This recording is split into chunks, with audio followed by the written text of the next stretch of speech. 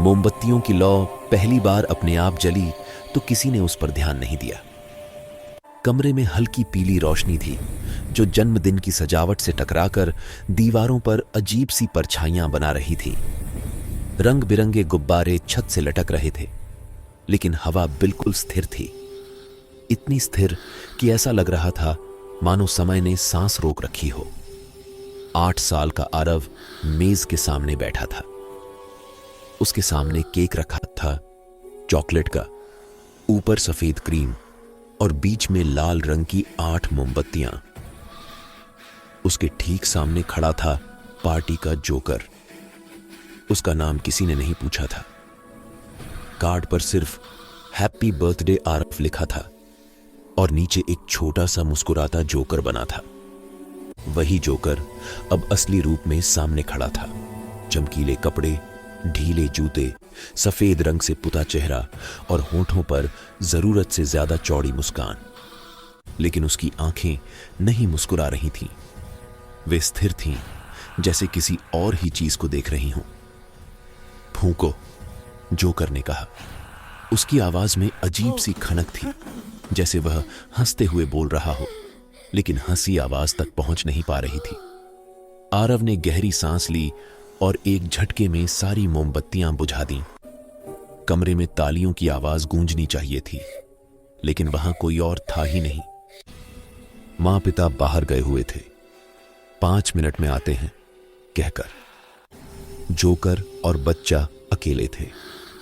अचानक फस की आवाज हुई और एक मोमबत्ती फिर से जल उठी। आरव की आंखें फैल गईं। उसने सोचा शायद पूरी तरह बुझी नहीं होगी। वह कुछ कह पाता उससे पहले दूसरी मोमबत्ती जल गई, फिर तीसरी। जोकर की मुस्कान और चौड़ी हो गई। यह आपने किया? आरव ने कांपती आवाज में पूछा। जोकर ने धीरे धीरे सिर हिलाया।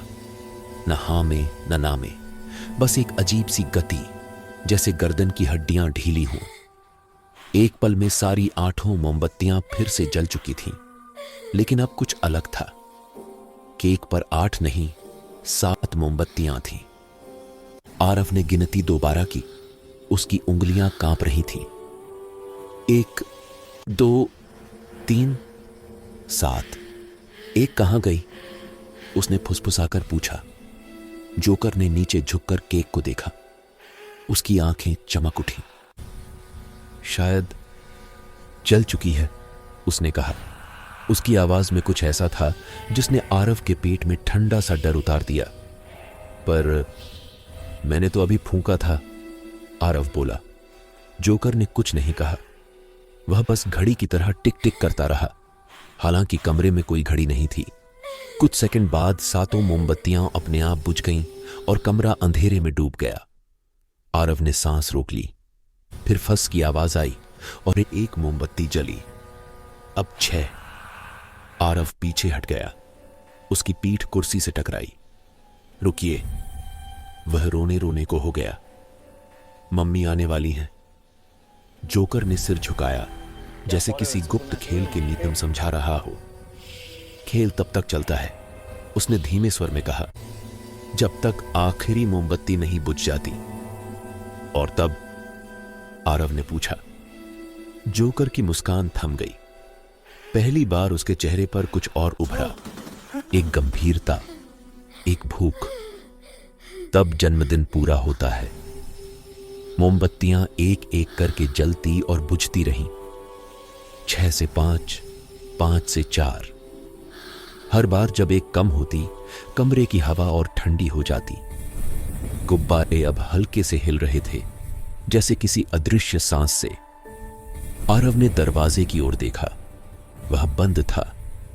उसने याद करने की कोशिश की, क्या वह पहले से बंद था?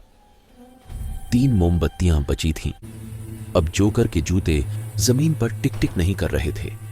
वह बहुत पास आ गया था, इतनी पास कि आरव उसके मेकअप के नीचे की दरारें देख सकता था।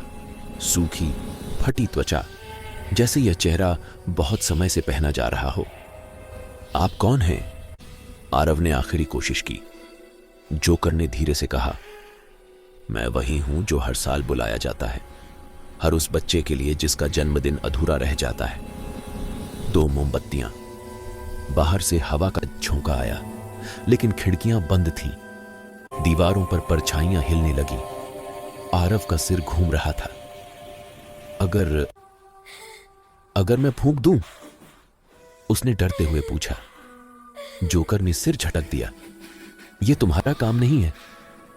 एक मोमबत्ती। अब केक पर सिर्फ एक छोटी सी लौ कांप रही थी। उसकी रोशनी में जोकर का चेहरा डरावना लग रहा था।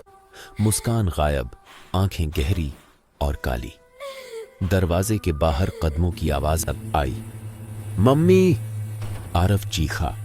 जोकर ने पीछे मुड़कर देखा। उसकी आवाज अब फुसफुसाहट थी। समय। फंस। आखिरी मोमबत्ती बुझ गई। कमरा पूरी तरह अंधेरे में डूब गया। दरवाजा खुला। रोशनी अंदर आई। माँ पिता मुस्कुराते हुए अंदर आए। कैसा रहा सरप्राइज? कमरे में केक रखा था। 8 जली हुई मोमबत्तियां। कोई जोकर नहीं। आरव कुर्सी पर बैठा था, चुप, स्थिर। आरव? मां ने उसे हिलाया। वह धीरे से ऊपर देखा। उसकी आंखों में कुछ बुझ चुका था और उसके होंठों पर एक हल्की सी मुस्कान थी, कुछ ज्यादा चौड़ी।